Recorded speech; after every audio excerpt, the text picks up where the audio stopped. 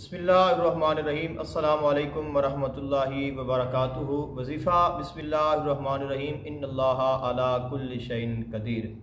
मेरे पास एक केस आया है जिसमें एक नौजवान लड़की थी और उसके घर वाले बहुत परेशान, और वो मेरे पास आए कि आप कारी साहब आएँ और उसको देखें कि उससे क्या मसला है। तो जब मैंने देखा, तकरीबन उसको 4-5 आदमी, उनके जो घर वाले थे, उन्होंने ज़ोर से जकड़ा हुआ था और वो तड़प रही थी, यहाँ तक कि उसके हाथ पाँव उसके काबू में ना थे और वो अपने हाथों से अपना जो सांस है वो बंद करने की बार बार कोशिश कर रही थी। जब उसके हाथों को पकड़ा गया तो उसने अपने नाक के साथ मुंह बंद करके, अपने नाक को बंद करके अपना सांस जो है बंद करने की कोशिश की। तो जब मैंने उसको पूछा कि बेटा आपको क्या मसला है, आप ऐसे क्यों कर रही हैं, तो उसने कहा कि मुझे नहीं पता। तो मैंने कहा कि आप सांस बंद क्यों कर रही हैं?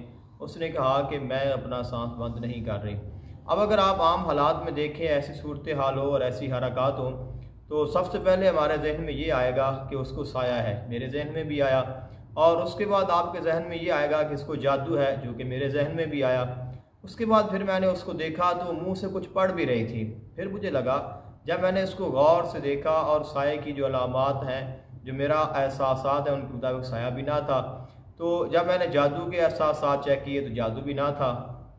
फिर मैंने देखा, खामोश हो गया, बैठा, उसको टाइम दिया, और कुछ देर के बाद वो लड़की जो है वो संभल गई और घर वालों ने उसको छोड़ दिया, यानी कि वो होश में आ गई। फिर मैंने उसके साथ गुफ्तगू शुरू की, तो मैंने उससे कोई सवालात किए, मुख्तलिफ सवालात किए, उनके जवाब लेते हुए मैंने उससे पूछा, क्या मुझे ये बताएं कि आपने कौन सा वजीफ़ा किया है, कौन सा विर्द किया है।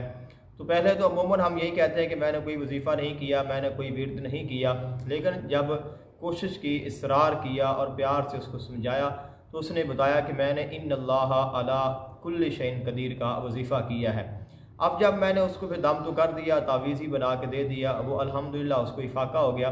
फिर मैंने देखा कि अब इसको चेक करें कि ये वजीफ़ा उसने कहाँ से लिया है। तो उसने बताया कि मैंने ये वजीफ़ा इंटरनेट से पढ़ा था। जब मैंने इंटरनेट चेक किया, तकरीबन एक ही वीडियो मुझे इसके मिली इस पर, जिसमें तरीक़ाकार ये लिखा था कि माह ज़ीक़ाद में, जो कि आने वाला है, चल रहा है, और माह ज़िलहज शरीफ यानी हज का जो महीना है वो जब आएगा, तो उस महीने की इब्तिदा में आप अव्वल और आखिर 11-11 मरतबा आप दुरूद पाक पढ़ें, और दरमियान में जो इन्नल्लाहा अला कुल्लि शैइन कदीर है, ये अल्लाह ताला की सिफत है। अल्लाह ताला का इसमें कुरान मजीद फुरकान हमीद में कई मकामात पर अल्लाह ताला ने इसका जिक्र फरमाया है।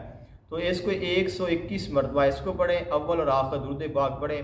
इसके साथ ये होगा कि आपका कोई महबूब है, आपकी कोई ख्वाहिश है, आपकी बीवी है, या आपका खामद है, आपका कोई दोस्त है, आपका रिश्तेदार है, चाहने वाला है, जिसको आप चाहते हैं वो आपको नहीं चाहता, जिसको आप हासिल करना चाहते हैं वो आपको हासिल नहीं हो रहा, जो कोई नामुमकिन काम है जिसको आप मुमकिन बनाना चाहते हैं, किसी से आप कोई काम लेना चाहते हैं, कोई आप बात मनवाना चाहते हैं, तो आप उससे ये काम कराएं। साथ उसने ये कहा कि जिसके लिए आप ये वजीफ़ा करेंगे, उसके दिल में आपके लिए ऐसी मोहब्बत पैदा होगी कि वो तड़पेगा।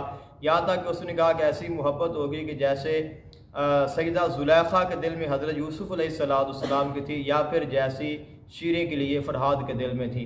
तो ये एक बहुत शिद्दत का वजीफ़ा है। अब उन्होंने ये नहीं बताया कि इस वजीफ़े के नुकसानात क्या हो सकते हैं, पढ़ाई अगर ये उल्ट हो जाएगी तो उसका आपके साथ क्या होगा। तो उसने तो ये वजीफ़ा सिर्फ एक दिन का बता दिया कि आप सिर्फ एक मरतबा कर लें, 121 मरतबा पढ़ लें तो आपका काम हो जाएगा। लेकिन अब सुनने वाले ने इस वजीफ़े को ऐसे ले लिया, आम ले लिया, और उसने उसको मुसलसल पढ़ना शुरू कर दिया। जब उसने उसको मुसलसल पढ़ा, बिला तादाद पढ़ा, बिला इजाज़त पढ़ा, बग़ैर सोचे समझे पढ़ा, तो उसका नुकसान ये हुआ कि उसका महबूब तो ना तड़पा, लेकिन वो ख़ुद तड़पना शुरू हो गया। तो महबूब को कुछ ना हुआ, जो मुहिब था वो तड़पना शुरू हो गया और उसकी जान पे बन आई। तो अल्लाह ताला ने उसके लिए आसानी पैदा की और अल्लाह ताला उसके लिए फरमाया। लेकिन ये बात है कि कोई भी वजीफ़ा या कोई भी अमल है, बिला इजाज़त अपनी मर्ज़ी से बग़ैर सोचे समझे हरगिज़ भी नहीं करना चाहिए। बेशक इसमें कोई शक नहीं है कि इन्नल्लाहा अला कुल्लि शैइन कदीर, ये वजीफ़ा बहुत पावरफुल है, इसके बहुत सारे फ़वायद हैं, बहुत सारी इसकी ताकत है। लेकिन जब कोई वजीफ़ा पावरफुल होता है, उसकी ताकत ज़्यादा होती है, उसके फ़वाइद ज़्यादा होते हैं, उसके असरात ज़्यादा होते हैं, बरक़ात ज़्यादा होती हैं, तो उसके नुकसानात भी ज़्यादा होते हैं। उसका जो एहसासात हैं या उसकी आप एहतियात कह लें, वो भी बहुत ज़्यादा होते हैं। तो अगर आप ये वजीफ़ा करना चाहते हैं तो उसका तरीका एक तो मैंने आपको अर्ज़ कर दिया कि अव्वल और आखिर 11 मरतबा दुरूद पाक पढ़ें, दरमियान में 121 मरतबा इन्नल्लाह अला कुल्लि शैइन कदीर पढ़ें, और उसके बाद ये है कि अगर आप इसको मज़ीद पढ़ना चाहते हैं तो बिस्मिल्लाहिर्रहमानिर्रहीम साथ आप शामिल कर लें, बिस्मिल्लाहिर्रहमानिर्रहीम इन्नल्लाह अला कुल्लि शैइन कदीर, इस तरह पढ़ें। अगर आप इसकी मुकम्मल ज़कात अदा करना चाहते हैं तो आप इसको 1.25 लाख मरतबा यानी कि 1,25,000 मरतबा आप इन कालिमात को पढ़ें। तो इसके साथ जो भी आपकी ख्वाहिशात होंगी या आपकी जो मुश्किलात होंगी या जिस मकसद के लिए आप इसको पढ़ेंगे उसके लिए आपको आसानी मिलेगी, आपके काम दुरुस्त हो जाएंगे। क्योंकि ये है कि इसका माना ये है कि अल्लाह ताला हर चीज़ पर कादिर है, यानी कि अल्लाह ताला जो चाहे वो कर सकता है।